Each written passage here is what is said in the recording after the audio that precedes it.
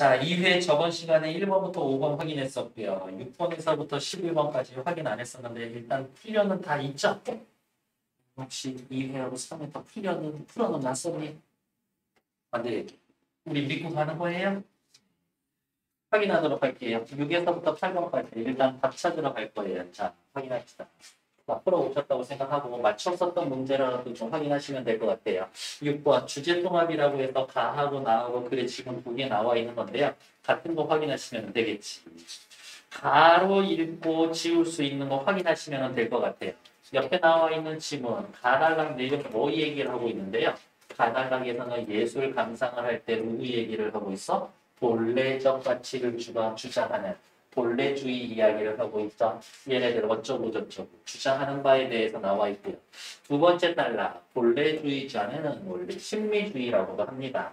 얘네들은 예술을 위한 예술이란 기치를 내걸었었고요. 특히 최근 들어서 전에 말씀을 드렸었나? 드렸을 것 같아요. 뭐라고요? 사람 옛날에는 무슨 주의 무슨 사상 여기에서 그냥 끝이었는데 요즘에는 계속 어떻게 사람 이름 나오고 있기 때문에 한 3, 4년 전만 해도 그냥 사람 이름 얘가 뭐라고 했나 보구나 끝 이렇게 했었는데 요즘 들어서는 이제 사람 이름 조금 주목하셔야 된다라는 것들. 스톨리츠가 뭐라고 이야기를 했고요. 그 다음에 다시 내용을 보면 그런데라고 이야기를 하면서 본래주의의 무엇에 대해서 한계에 대해서 이야기를 해줄 거거든요. 어쩌고 저쩌고 한계에 대해서 이야기를 해줍니다. 나달락에서는 또 무슨 이야기를 하고 있는데요. 윤리적 가치에 주목을 하고 있는 누구? 결과주의자들에 대해서 이야기를 해주고요. 결과주의에 관련되어 있었던 플라톤 이야기를 해주고 그 다음에 또 아리스토텔레스 이야기가 나오는데 이 지문이 완전 미친 지문인 게 뭐냐? 나달락에서는 누구? 결과주의자들 이야기하는데 실상 마지막에 보면 아리스토텔레스는 본래주의자라고 할 수 있다라고 해서 함정파 놓은 거지. 그래서 얘네들 좀 눈 기울여서 봐야 될 테고. 그 다음에 플라톤, 아리스토텔레스 이야기가 나와 있었고, 그 다음 여기에서는 또 누구 얘기하고 있어요? 톨스토이 얘기해주고 있잖아. 근데 얘가 뭐라고 이야기했었는지 벌써 사람 이름 4명 나왔으니까 걔네들 뭐라고 해놨는지 밑줄은 기본적으로 그어져 있어야 되겠죠. 근데 약간 좀 의심스러운 부분이 있지. 왜? 첫 번째 가달락에서는 본래주의자들 이야기를 하면서 본래주의자 한계 이야기 해줬었는데 그러면 균형을 맞추려면 얘네들도 한계에 대해서 좀 얘기해 줘야 되지 않나? 그래서 여기 지금 마지막 부분 보면 얘네들은 어쩌고 저쩌고 이러한 한계가 있고요. 이처럼 이 부분에서 한계에 관련된 지문들이 나오는 거지. 그래서 6번 가와 나에 대한 설명으로 가장 적절한 것은 가만 가지고 확인할게요. 문제 푸는 요령이 있다라고 그랬죠? 예, 가와 달리 이런 거 빼놓으라고. 나와 달리 빼놓고 가와 나 모두 가는 어쩌고 나는 어쩌고. 그냥 나만 확인할까요? 중심 화제에 대한 상반된 입장의 두 주장을 언급하고 절충하는 주장. 절충 들어가면 답 아닐 거라고 거의 그렇게 생각하라고 했어요. 왜? 주장하는데 서로 양보해놓고 중간에 합의점 찾는 거니까. 그런 이야기 나올 리 없을 거라고. 가는 중심 화제에 대한 특정 입장이 있어요. 시대에 따라서 어떻게 구별됐는지 이런 거 뭐라고? 통시적 관점에서 대상을 소개합니다. 네, 시간에 따라서 흐름에 따라 이야기한 건 아니지. 그러면 가만 읽고도 얘 답 아니야. 3번 가와 나 모두 중심 화제에 대한 특정 입장이 지닌 주장을 소개한 후 그렇죠? 무슨 주의 한계를 밝히고 있다. 3번이 제일 정확하겠지. 4번 가와 나 모두 중심 화제에 대한 특정 이론이 발생하게 된 원인에 대해서는 당시 서해상과는 굳이 연결짓지 않았죠? 4번 탈. 5번 가는 중심 화제와 관련된 발생된 문제 상황의 원인 분석. 이러한 주의가 나온 게 이 원인이 뭐예요? 해결 방안. 이 말이 맞으려면 가하고 나 둘 다 본래주의만 이야기하든지 가하고 나 둘 다 결과주의만 이야기하든지 그랬어야 되는데 그렇지는 않지. 그래서 틀린 답은 2번. 이게 주제 통합 문제에 대해서 적절한 것을 물어보면 거의 답으로 나올 수 있는 문장들이 몇 개 정해져 있어요. 그러니까 이렇게 맞는 말들이 어디가 있냐. 이렇게 맞는 말들이 있죠. 얘네들은 좀 확인을 해 놓으시라. 외워서 맞출 수 있는 문제들이 많지 않습니까? 7번 문제 확인할게요. 가와 나를 통해 알 수 있는 내용으로 적절하지 않은 것을 얘네들이 이제 답 찾으러 갈게요. 프린트 보면서 할게요. 7의 1번. 본래주의자는 예술작품의 감상에 예민한 감각이 필요하다고 이야기를 했습니다. 이 얘기 어디 있어요? 첫 번째 단락에 있었을 걸. 가의 첫 번째 단락에 어디가 있냐? 보면서도 모르냐? 오케이. 여기 있죠. 본래주의자들은 예민한 감각을 발휘해 예술작품이 제공하는 미적 경험을 얻어야 한다라고 이야기를 했죠. 그러니까 7의 1번 맞고요.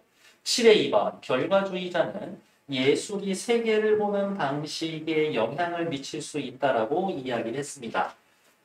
결과주의자들이니까 나달락으로 넘어가야 되겠죠. 나달락. 여기 어디 있어요? 여기 있네요. 인간 상황에 대한 인식, 세계를 보는 방식에 영향을 미칠 수 있습니다라고 이야기를 했죠. 7번에 2번도 맞는 얘기.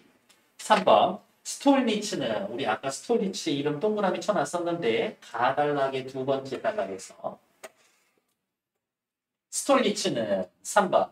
예술작품을 무관심적 관조의 태도로 보아야 한다라고 이야기를 했습니다. 그렇죠. 실제적 관점에서 벗어나 무관심적 주목의 대상으로 관조할 때 미적 경험이 발생한다라고 했으니까 7의 3번 맞고 7의 4번 톨스토이는 아까 어디요? 결과주의에 나왔던 아저씨죠. 결과주의 이야기를 하면서 톨스토이 어디가 있냐? 여기 나와 있죠. 톨스토이는 7의 4번. 예술작품 자체가 산출하는 가치, 이거 뭐야? 본래주의죠. 미적 가치라고 파악했다. 아닐걸요? 톨스토이는 예술작품의 윤리적 가치에 대해서 강조했습니다. 그 자체가 산출하는 즐거움보다 그것을 넘어서는 것에 가치가 있다라고 이야기했으니까 7의 4번 틀리지. 7의 5번. 미적 가치의 자율성을 주장하는 사람들 누구? 본래주의자. 본래주의자는 예술작품에 본래적 가치가 있다라고 보았다. 너무 당연한 얘기 아닐까? 7의 5번 맞는 얘기. 다음 페이지 8번 확인하러 갈게요. 플라톤과 아리스토텔레스에 대한 설명으로 가장 적절한 것을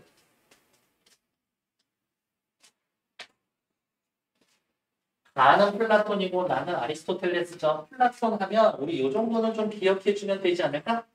이런 것들. 플라톤은 이야기를 하죠. 완벽한 세상, 이데아가 있고요.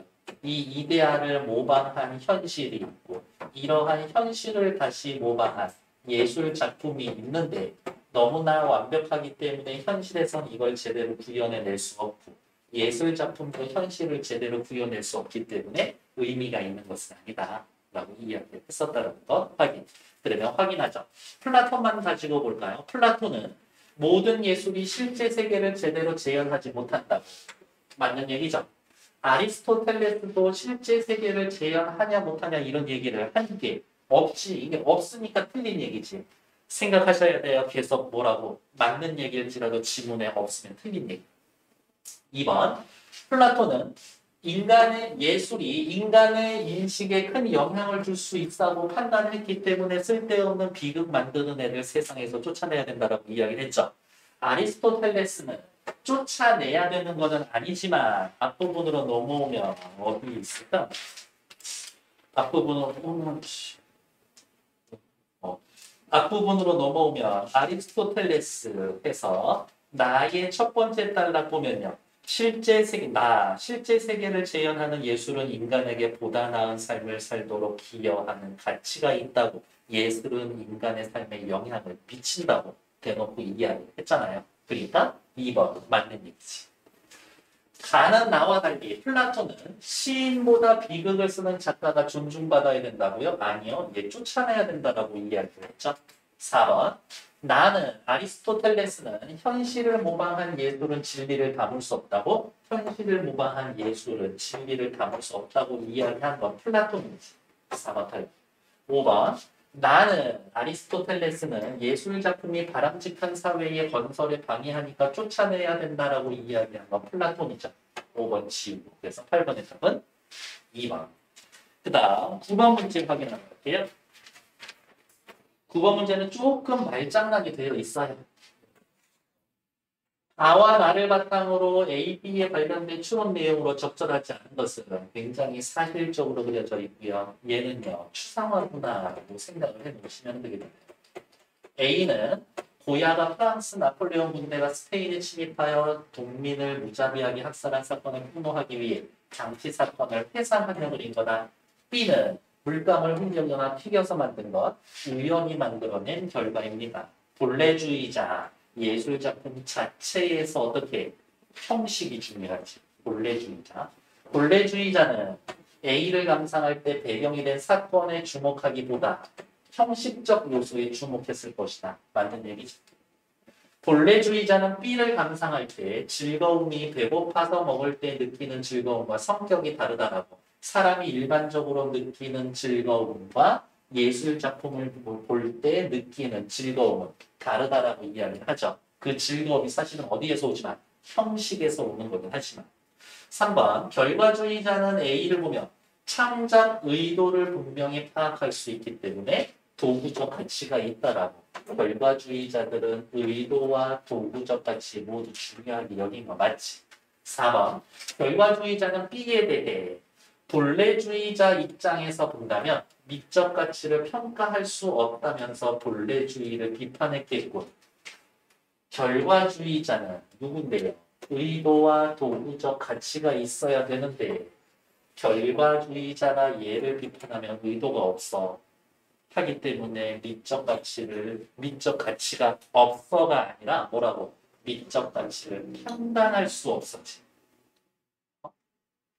결과주의자는 B를 보면서 다시 가치가 없어 라고 이야기하는 게 아니라 가치를 판단할 수 없어 라고 이야기를 하겠지. 그래서 4번 틀리다고 이야기를 할 거예요. 5번 결과주의자가 A를 보면서 연대감을 강화할 수가 있다. 톨스토이처럼 윤리적 가치에 주목을 했을 것이다. 5번도 맞는 얘기지. 틀리면 4번 확인할 거고요. 10번 문제는요. 오히려 의외로 쉽게 풀 수 있어요. 윗글을 바탕으로 보기에 모건에 대해서 이해한 내용. 그러니까 어떻게 문제에서 애초에 이야기하거든요. 본문에 모건 이름 나오는 게 없거든. 모건 이름은 여기에서만 나오죠. 우리가 해야 할 일은 뭐다? 이 6줄 요약하기만 하면 끝이다. 미학자의 모건은 대부분의 예술작품이 진리를 포함하고 있지만 작품에 대한 미적 판단은 진리를 포함하고 있냐의 여부가 아니다. 아무리 좋은 윤리적 가르침을 가르치는 작품이라도 지루하고 따분하면 형편없는 작품으로 평가되고 지루하고 따분하다. 그러니까 뭐 내용보다 형식이 좋아야 한다. 내용보다. 다소 동의하기 어려운 도덕적 견해를 담은 작품이라도 구성이 잘 잡힌 작품, 다르게 이야기하면 뭐 형식이 뛰어나다면 미적으로 좋은 작품이 평가될 수 있다라고 했다. 모건에 대해서 딱 한마디로 정리하면 모건 씨, 예술 작품은 어떻게 감상하나요? 내용보다 형식입니다. 이렇게만 정리할 수 있으면 끝이지. 그러면 얘 답은 몇 번? 그렇죠. 내용보다 형식이에요. 5번이 제일 그래서 답은 5번. 11번 어휘 문제니까 확인하셔야 되겠고 12에서 15번은 저번 시간에 확인했죠. 16에서 21번 확인하는 거. 이게 인문 지문이 나오긴 했는데 그렇게 어렵지는 않아요. 이렇게. 내 생각인가? 16에서 21번 제가 반드시 설명해야 할 것들이 있나요? 네. 확인을 한번 해볼게요. 16번. 윗글에 대한 설명으로 가장 적절한 것은 문제 먼저 보셨으면 알겠지만 스토아 학파의 뭐에 대해서 이야기합니까? 라고 이야기하니까 스토아 학파가 뭐라고 주장을 했고 뭐라고 주장을 했고 그 다음에 주장을 했고 어떻게 그것들을 구현해 나갑니까? 니까 16번의 답은 2번. 얘는 좀 어렵지 않게 찾을 수 있었을 것 같아요. 17번 문제 확인하도록 할게요. 윗글을 통해 알 수 있는 것으로 적절하지 않은 것은 얘도 있냐 없냐 문제니까 사실적으로 확인하러 갈게요. 1번 스토아 학파의 헬레니즘 철학에서의 위상은 어느 정도인지 나타나 있지 않죠? 일단 답은 1번. 17번에 2번 스토아 학파에 영향을 끼친 학파와 철학자는 누구입니까? 라고 물어보면 이 기억엔 두 번째인데 여기 있죠.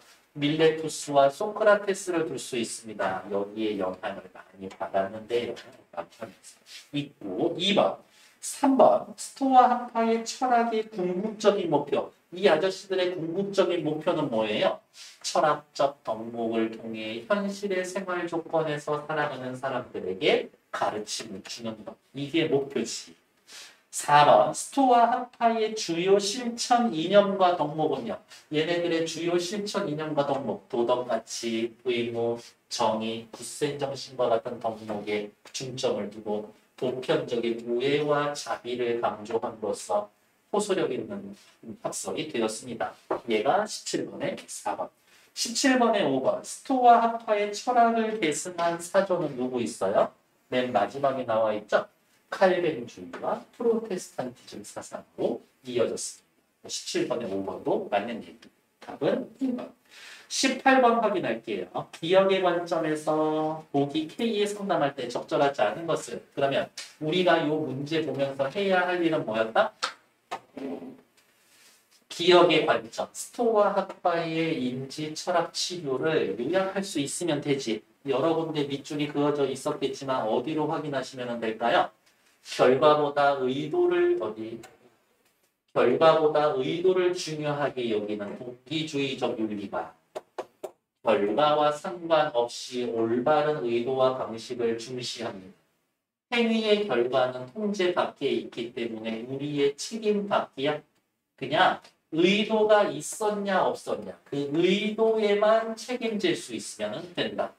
그 의도 뭐라고? 자신의 결정과 행위에 대해서만 책임을 지면 됐고 오케이. 결국에 스토아 학파의 인지치료의 핵심은 뭐야? 너의 의도가 중요하지. 너의 의도, 그 이외의 외부 조건이 중요한 거는 아니다. 왜? 얘는 네가 어쩔 수 있는 게 아니니까. 얘는 너의 통제 밖에 있는 거고. 너의 의도는 너가 통제할 수 있는 거니까. 그러니까 네가 통제할 수 없는 것 때문에 문제 생기면 그거 너무 신경 쓰지 마. 라고 이야기해 주면 되는데 그렇지 않게 이야기하는 게 18번의 답은 몇 번? 5번. 18번의 5번 뭐라고 이야기를 했는데요?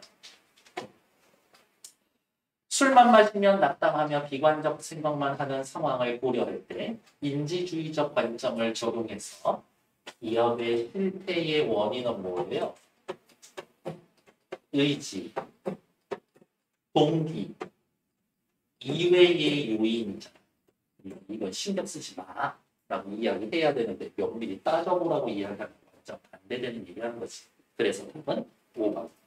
19번에 니은의 의미로 가장 적절한 것은 항상 적절한 것은 나오면 뭐 하라고? 내가 그 말 찾으라고 이야기를 했죠. 니은, 자기 자신의 주인이 아닌 사람은 위대하지도 강하지도 않다라고 이야기했는데 이것은 우와 대놓고 이 니은 문장 해설해 주는 거 아닌가? 뭐라고 그랬어요? 철저히 자신의 통제 아래에 자신의 삶을 두어야 한다.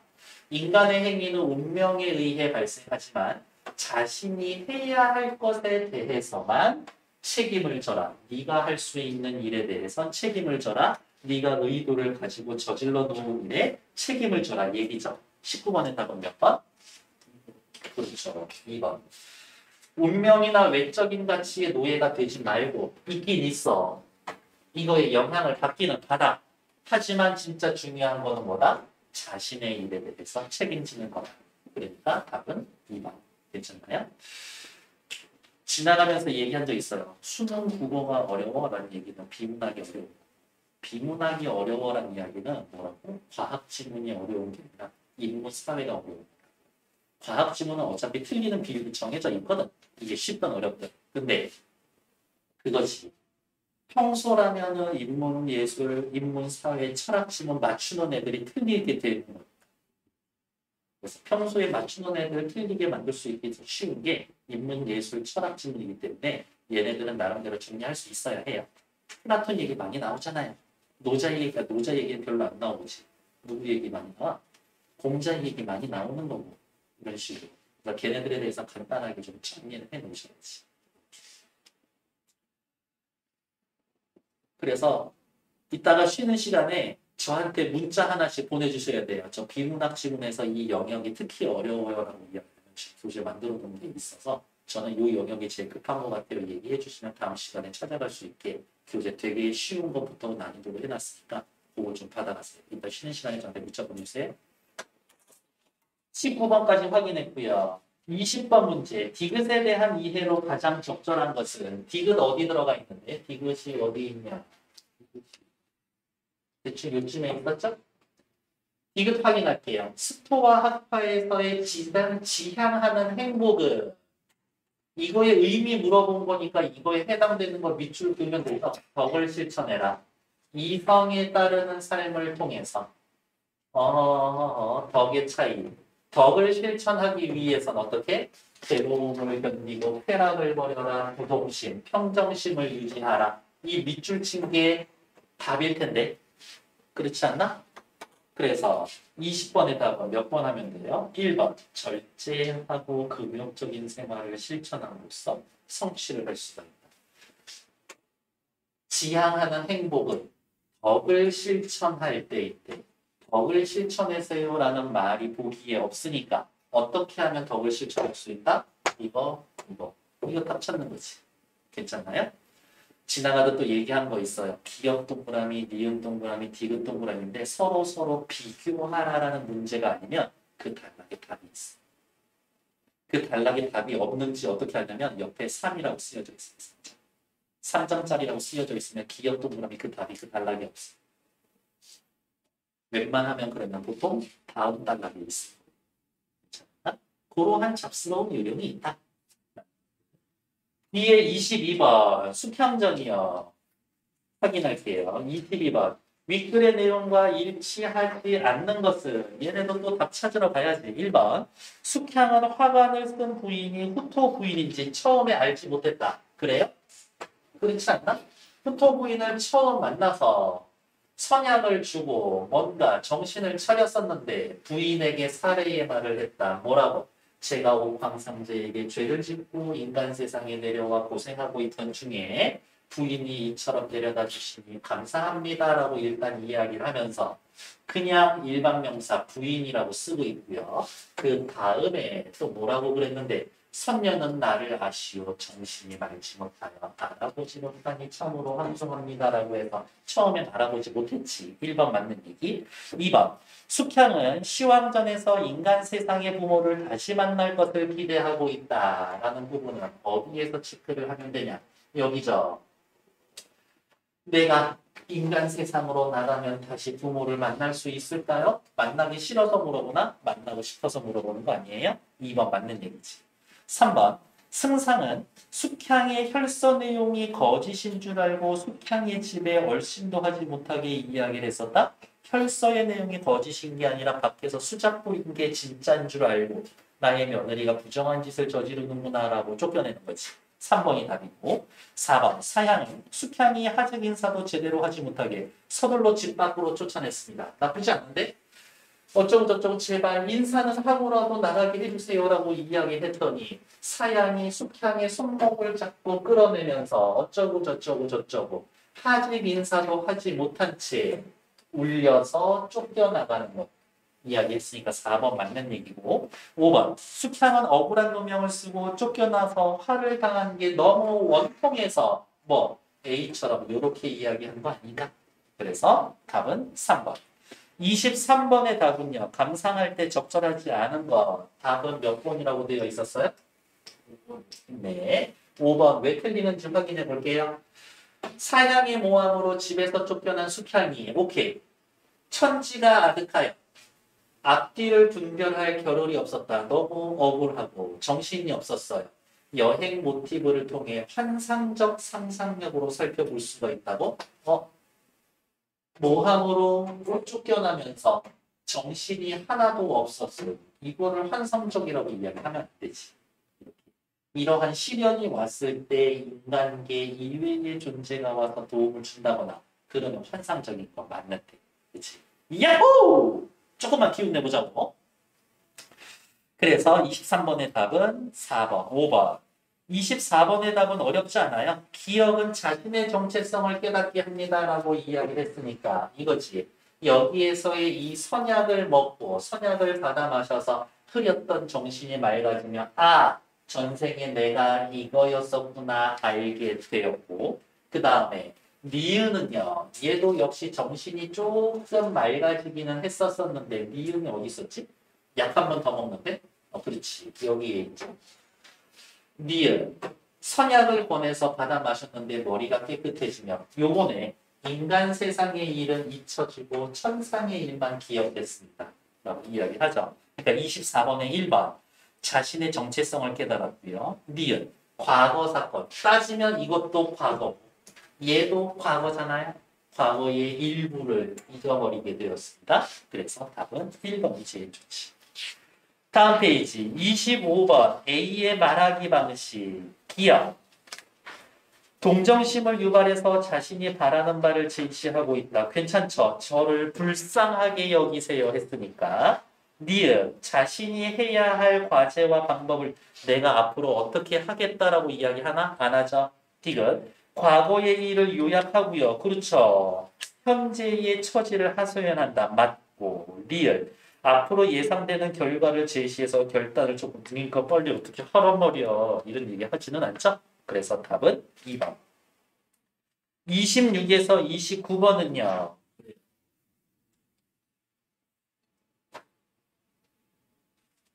뭔가 사귀는 남자가 여자가 수상하다고 싶으면은 이 조사해보던가 빨리 손 털고 그래야 돼.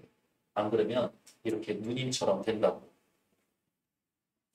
나의 엄마가 야 그래도 사람 대우해주는 게 너네 매형밖에 없어라고 이야기하지만 실제로 누이가 잡혀가고 난 다음에 집에 오지도 않잖아요.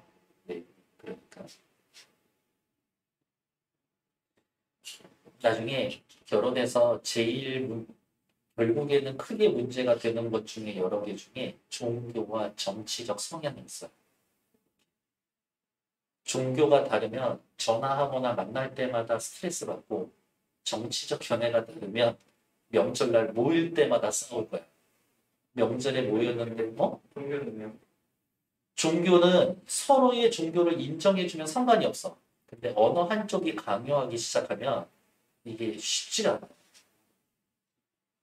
네. 지극히 개인적인 이야기지만 전 결혼하기 전에 만났던 아가씨도 네, 결국엔 종교적인 문제였어요. 저는 종교가 없어요.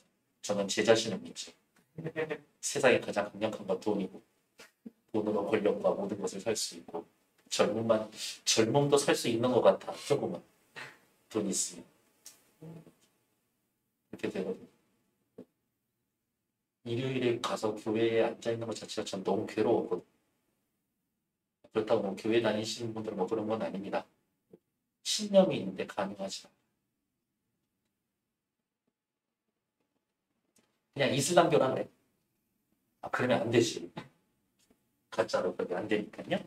자, 확인하러 갈게요. 내용은 별로 어렵지 않아서 26번 문제. 그렇지. 현대소설 나오면 항상 나오는 문제. 첫 번째 문제죠. 윗글에 대한 설명으로 알맞은 것은 알맞지 않은 것은이라고 물어보는데 비문학 지문에서 가장 알맞은 것은 알맞지 않은 것은 뭐예요? 비문학 지문의 첫 번째 문제는 내용 전개 방식 물어보거나 아니면 내용의 일치 문제 물어보는 것 두 개 중에 하나야. 현대 소설이 나오면요. 윗글에 대한 설명으로 가장 적절한 것은이라고 물어보면 말이 좋아 적절한 것이지 결국에는 뭐 물어보고 있는 거예요? 서술 방식 물어보고 있는 거예요. 서술 방식 물어본다는 이야기는 뭐야? 소설의 시점 파악하라는 거예요. 그러니까 이 지문이 나오면 소설의 시점에 대해서 확인하라는 거구나. 너무 쉬운 거 아니야? 우리 중학교 1학년 때 배우는 건데 이 소설은 몇 인치 무슨 시점인데요? 1인칭 관찰자 시점이에요. 내가 누이를 관찰하는 거니까요. 답은 1번. 이야기 안에 서술자, 나의 시각을 통해 특정 인물의 삶에 대해서 서술하고 있다. 나쁘지 않죠. 그리고 특정 인물의 삶에 대해서 서술하면서 동시에 특이한 것, 자신의 인물에 대한 평가도 중간중간 좀 나와 있고 인물을 바라보는 자신의 심리도 전달해주고 있지. 1인칭 관찰자 치고는 꽤 많은 얘기 해주는 거예요. 나머지 것들 확인하면 되겠고 또 요령 같은 거지. 장면마다 서술자 교체한다라는 이야기는 이 분량상 쉽지가 않아. 정말. 그래서 만약에 1번, 2번 둘 중에 찍어야 된다. 찍을 문제도 아니지만 그냥 2번 일단 지우고 과감하게 1번. 3번 전지적 서술자를 세세워 특정 인물이 지닌 시대적 인식. 내가 지닌 시대적 인식, 시대를 바라보는 관점은 있는데 그거를 어떻게 평가하지는 않아. 두 가지 사건 병시하는 거 일단 아니고요. 이야기 밖의 서술자 3인칭 관찰자라는 이야기인데 택도 없는 얘기지. 1인칭 관찰자예요니까 실상 26번은 거저주는 문제예요.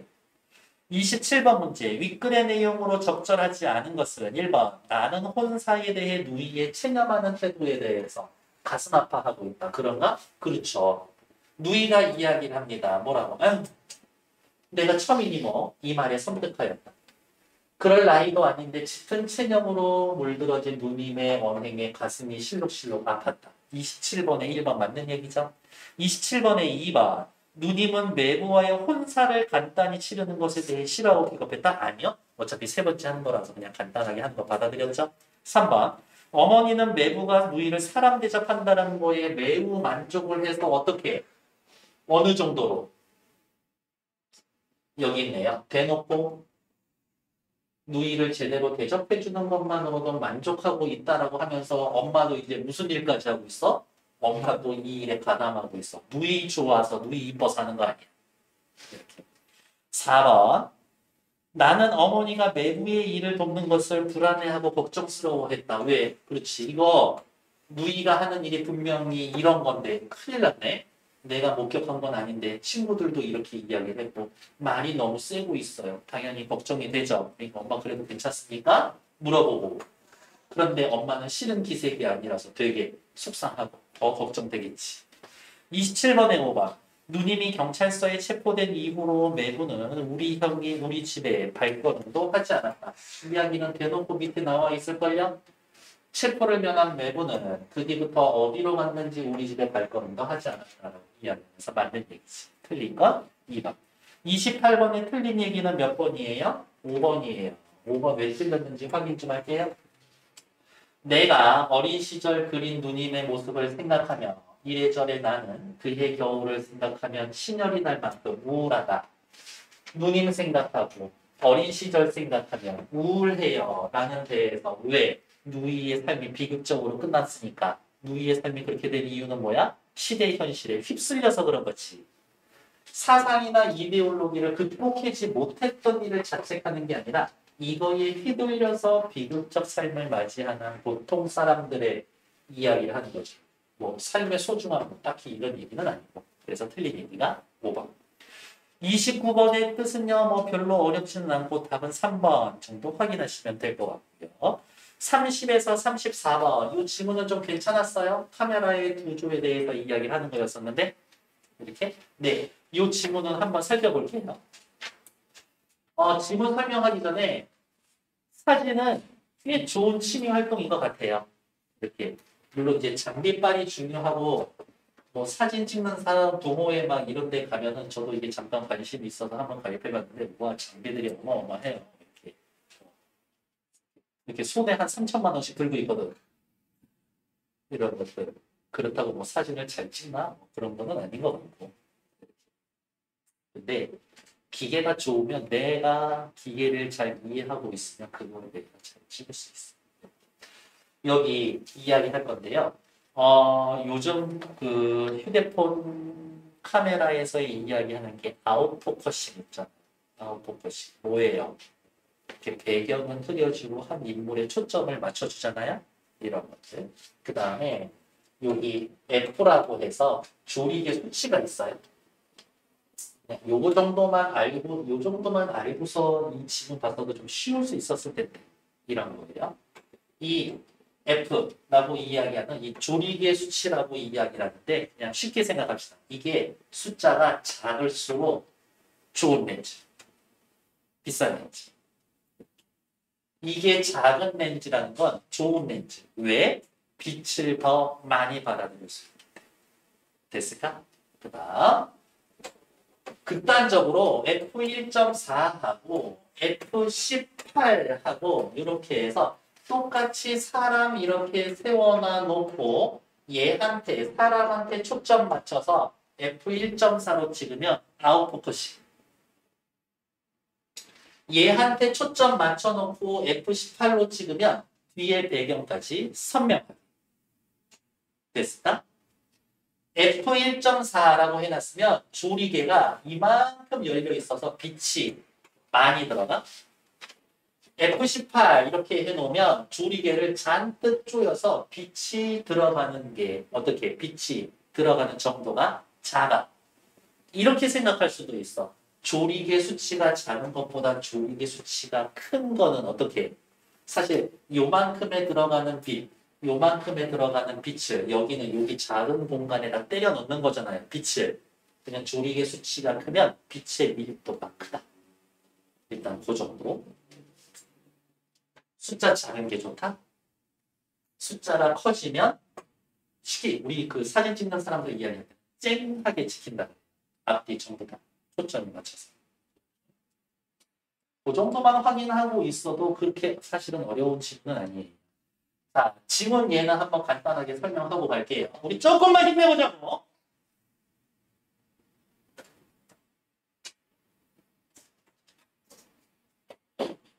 나만 힘내면 되겠구나.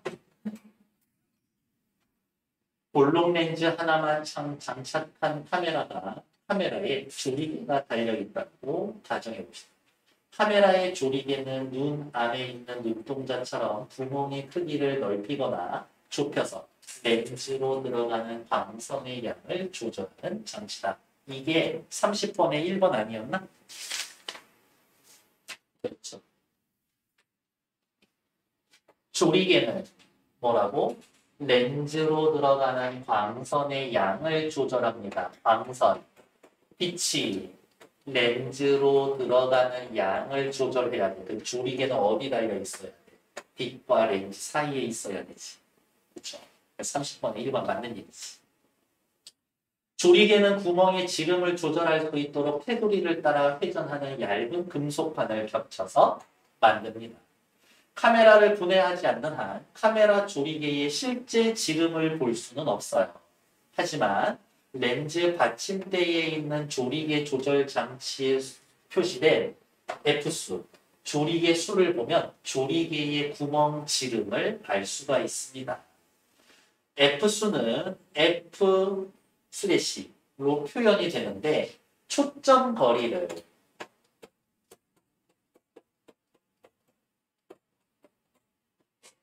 무엇으로? 조리개 구멍의 지름으로 나타낸 것입니다. 조리개 구멍의 지름으로 나타내는 것의 의미입니다. 이 초점 거리는요, 이 렌즈 같은 경우에는 정해져 있어요. 이렇게. 그러니까 카메라 이렇게 막 돌리면서 이렇게 줌 되는 게 아니라 여기서 기본적으로 이 초점 거리가 정해져 있는 단렌즈 이야기하는 거거든. 이렇게. 어쨌든 됐고. 조리개 지름으로 초점 거리를 낮춰놓은 겁니다. 이거예요. 초점 거리를 조리개 구멍의 지름으로 나눈 값이다. 초점 거리는 렌즈의 평행으로 입사한 광선이 한 점에 모이는 초점과 렌즈 사이의 거리고, 여기 볼게요. 얘가 이렇게 빛이 들어오잖아요. 빛이 들어오면 볼록 렌즈니까 이렇게 좀 휘지 않을까? 가운데 쪽으로. 얘도 끝으로 이렇게 빛이 들어왔다면 이렇게 휘어지지 않을까? 가운데 들어온 빛은 그대로 이어지겠죠. 여기가 초점. 초점과 렌즈 사이의 거리고,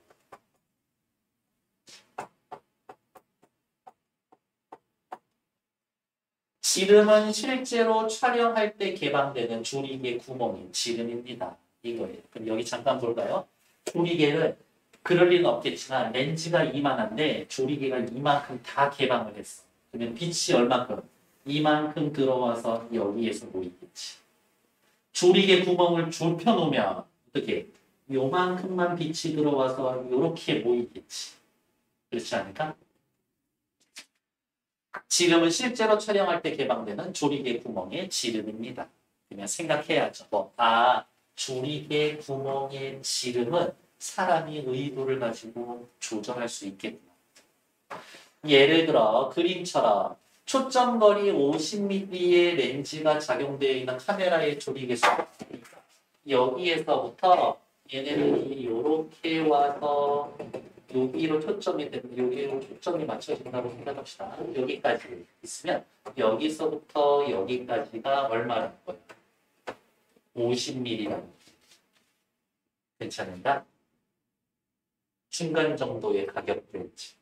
나중에 사진 배울 거면 30mm 렌즈 사서 써.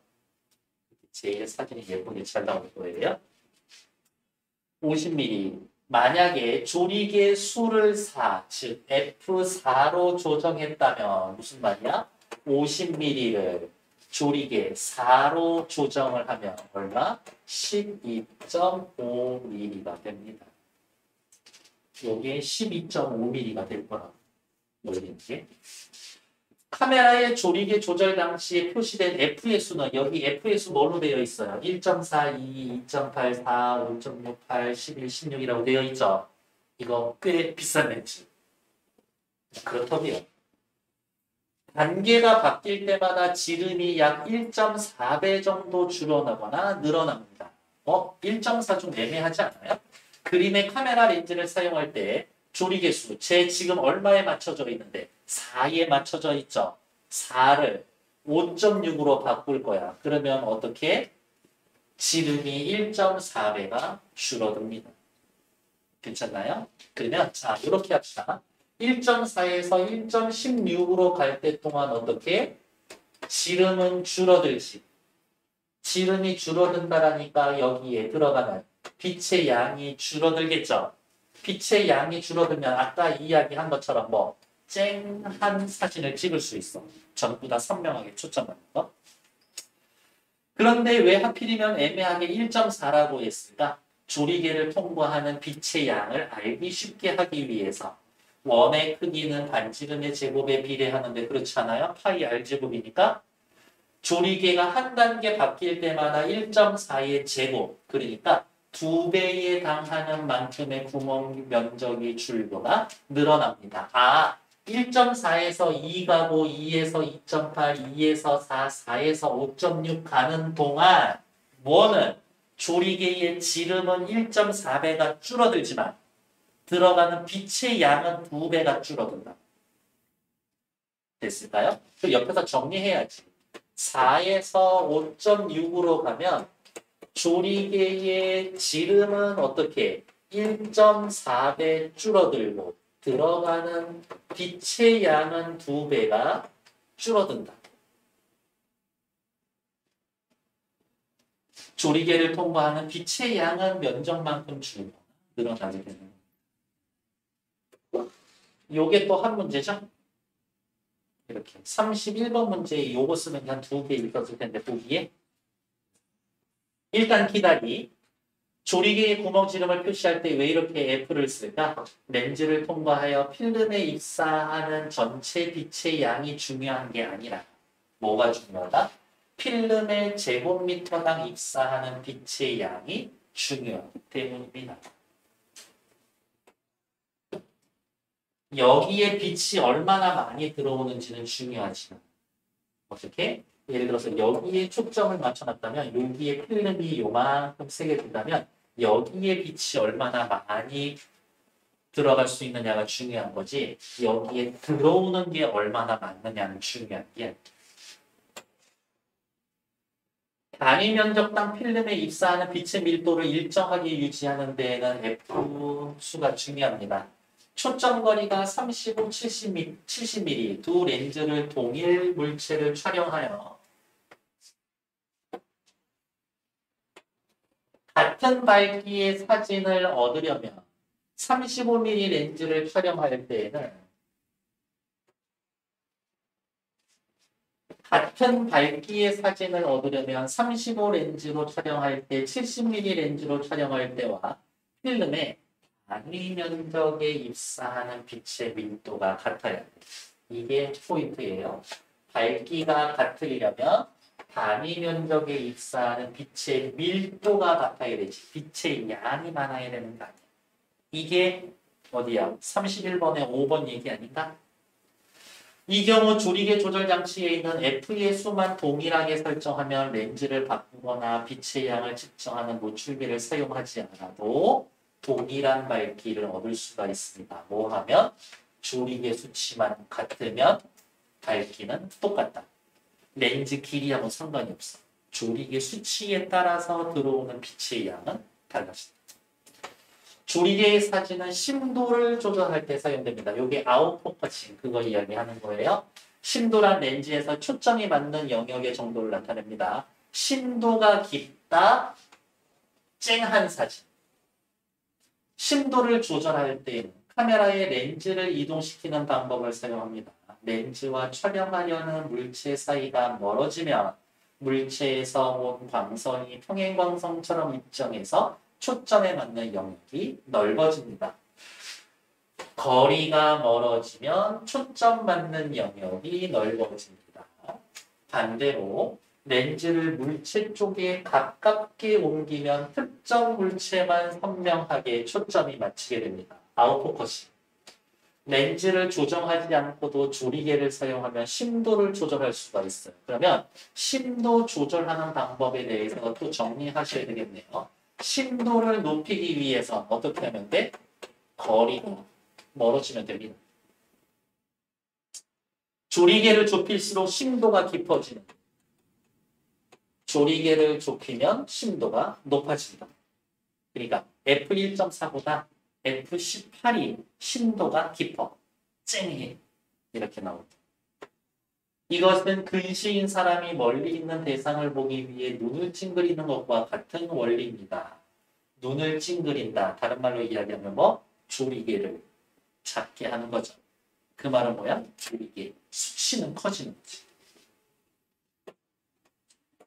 F수가 커지고. 조리개를 좁히면 렌즈의 가장자리 부분에 닿는 광선은 통과하지 않고 중심 부분에 닿는 광선만 통과해서 필름에 입사된다. 먼 물체나 가까운 물체에서 온 광선이 퍼지지 않고 필름에 닿는다. 어디가 있냐? 조리개를 좁히면 광선이 퍼지지 않고 필름에 닿는다. 그래서 밀도가 높아진다. 선명하게 촬영해줍니다. 조리개는 색수차를 줄이는 기능도 합니다. 색수차.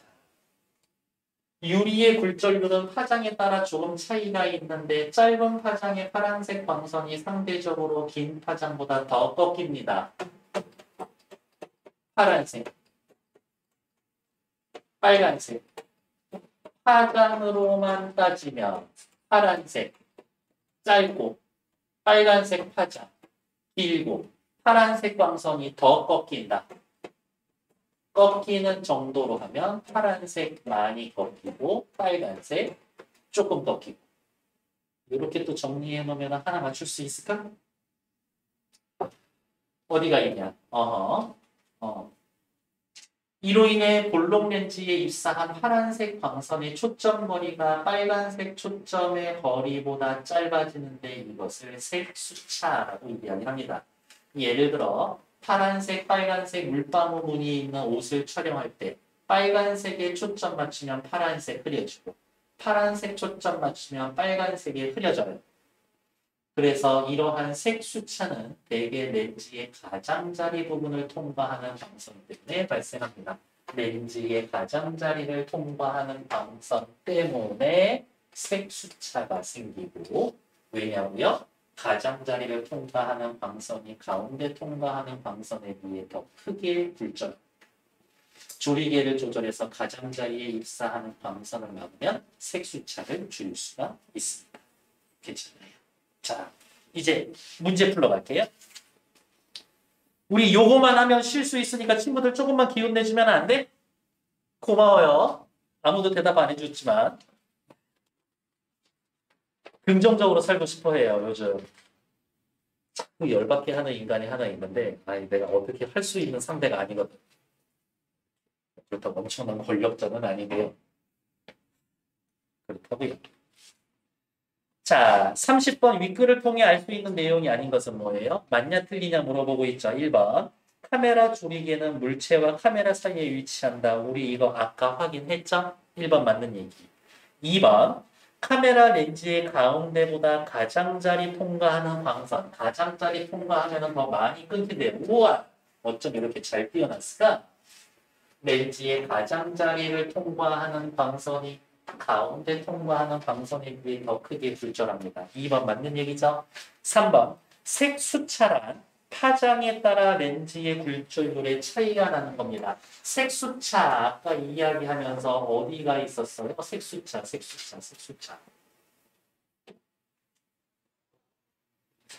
여기죠. 색수차. 이야기하면서 무슨 얘기했어요? 빨간색, 파란색 이야기를 했죠. 누가 더 많이 꺾어요? 적게 꺾어요? 하면서 무슨 얘기했었어요? 파장 얘기했잖아요. 그러니까 3번 맞는 얘기지. 4번 F4에서 4는 렌즈의 초점 거리를 조리개 구멍 지름으로 나눈 것입니다. 첫 번째 단락에 얘기 있었죠? 답은 5번이죠. 카메라 렌즈의 물체에서의 온 광선이 평행으로 입사하면 초점이 맞춰지지 않는다고? 큰일 날 소리 하고 있네. 여기 먼 물체나 가까운 데에서 온 광선이 퍼지지 않고 필름에 닿음으로써 어쩌고 저쩌고 이야기를 하고 있죠. 그 다음 먼 물체에서의 오는 광선은 어떻게? 직선으로 평행하게 오죠. 그러니까 5번 틀린 얘기지. 답은 5번. 31번 문제예요. 천천히 확인할게요. 그림에 대한 이해로 적절한 것은 저도 이거 처음에는 잘 이해를 못했는데요. 그림에 여기를 보라는 이야기예요. 어디가 있냐? 조리개의 수치가 4로 되어 있어. 그래서 이렇게 써놔야 돼요. 사실은 옆에 50mm, F4 이렇게 써놔야 돼요. 저거를 F4를 F8로 바꾼다. 됐어요? 근데 이 카메라는 어떤데요? F4에서 F8로 가려면 몇 번 딸깍딸깍 해야 돼? 5.6 딸깍, 8 딸깍. 어떻게? 2번 딸깍 딸깍이죠? 2번 딸깍딸깍 하면 어떻게? 조리개의 수치는 1.4 곱하기 2만큼 줄어들 거고 지름은. 그쵸? 하지만 빛의 양은 줄어들 때마다 2배 줄어들고 또 2배 줄어드는 거니까 4배 줄어들겠지. 됐어요? 1번 맞는 얘기죠. 2번 F의 수를 2.8로 바꿀 거야. 4에서 2.8로 가려면 어떻게? 딸깍 한 번 하면서 조리개가 1.4배 넓어지면 빛의 양은 2배가 되겠지. 주머 에이씨 1.4배. 2번 틀리죠? 3번 F를 5.6으로 바꾸면 4에서 5.6으로 한 번 딸깍하는 거죠. 구멍의 면적은 1.4배가 줄어들지. 초점거리가 40인 렌즈로 바꿔서 이거 초점거리 50mm잖아요. F4로 맞춰. F4에 맞춰져 있지. 그러면 50 나누기 4하고 40mm로 바꿔. 40 나누기 4로 이야기를 하면 어떻게? 이 숫자가 4분의 50, 4분의 10 이렇게 된 건데 이거 요 거리 이거 나누기 50 하면 50 나누기 요거 하면 4 이거 40 나누기 이거 하면 4 이렇게 되는 건데 그쵸? 그러면 여기 밑에 분모에 들어갈 숫자는 어때요? 그렇지. 그러니까 구멍 지름이 늘어나는 게 아니라 줄어들어야지.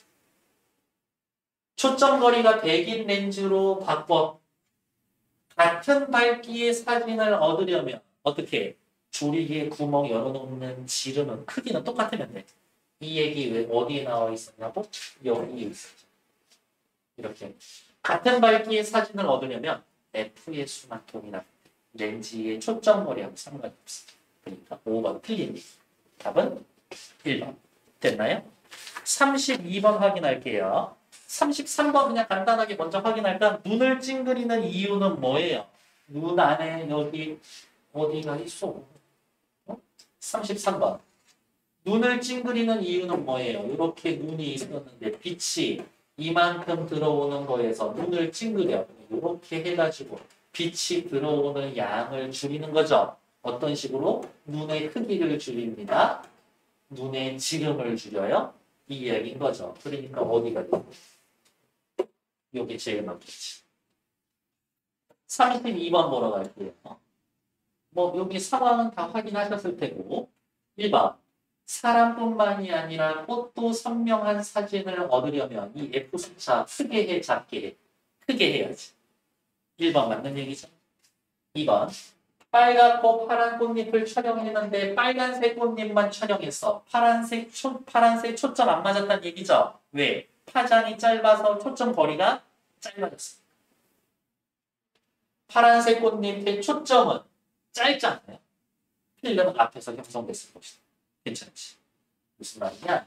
렌즈를 통과해서 필름이 여기에 있어 빨간색은 이렇게까지 끝까지 꺾여서 여기까지 들어왔는데 파란색 빛은 파장이 짧아서 여기에서 초점이 맞아버린 거죠. 그러니까 파란색은 흐릿흐릿하게 보이겠지.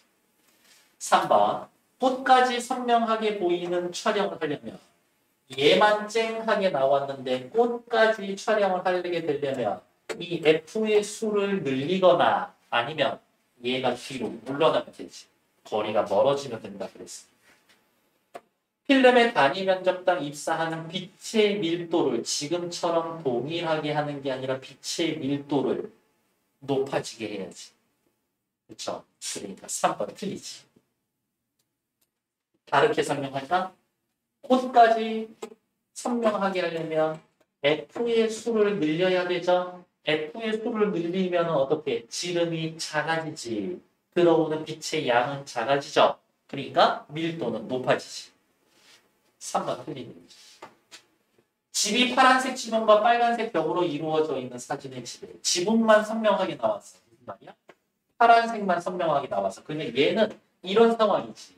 렌즈가 이렇게 있으면 파란색은 여기에 맞았어. 빨간색은 어디에 맞춰져 있을까? 이거 넘어서 필름은 뒤쪽에서 초점이 맞게 되겠지. 그러니까 조리개 구멍을 조여야 합니다. 다른 말로 뭐 F의 숫자를 늘려줍니다. 맞는 얘기죠. 5번 조리개 사용하지 않고 렌즈를 이동시켜 멀리 있는 산까지 전부 다 쨍하게 찍으려면 거리가 멀어져야 되니까 저기 뒤에 산까지 쨍하게 나오려면 카메라 뒤로 이렇게 이쪽으로 가야지. 멀어져서 가야 되지. 산으로부터 더 먼 곳으로 이동시켜야 하는 것이다. 얘도 맞는 답은 3. 됐나요? 그냥 상식적인 거예요. F의 숫자가 커지면 쨍한 사진이 나온다. 그 이야기는 뭐다? 들어가는 빛의 양이 줄어듭니다. 빛의 밀도는 높아집니다.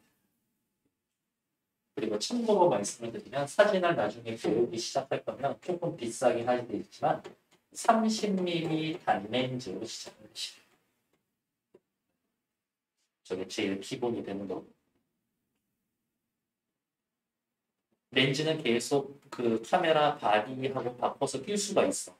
바디는 처음에 싼 거 쓰다가 보급용 쓰다가 진짜 취미 붙을 것 같으면 그제서야 바디를 바꾸면 됩니다. 근데 바디를 좋은 거 쓰고 렌즈 후진 거 쓰고 있으면 결국에는 제로 갈 거예요. 그래서 사진 동호회나 막 이런 데 가면 이 렌즈로 사진을 아저씨들이 막 가르쳐 주고 그래요. 됐고 조금만 쉬었다.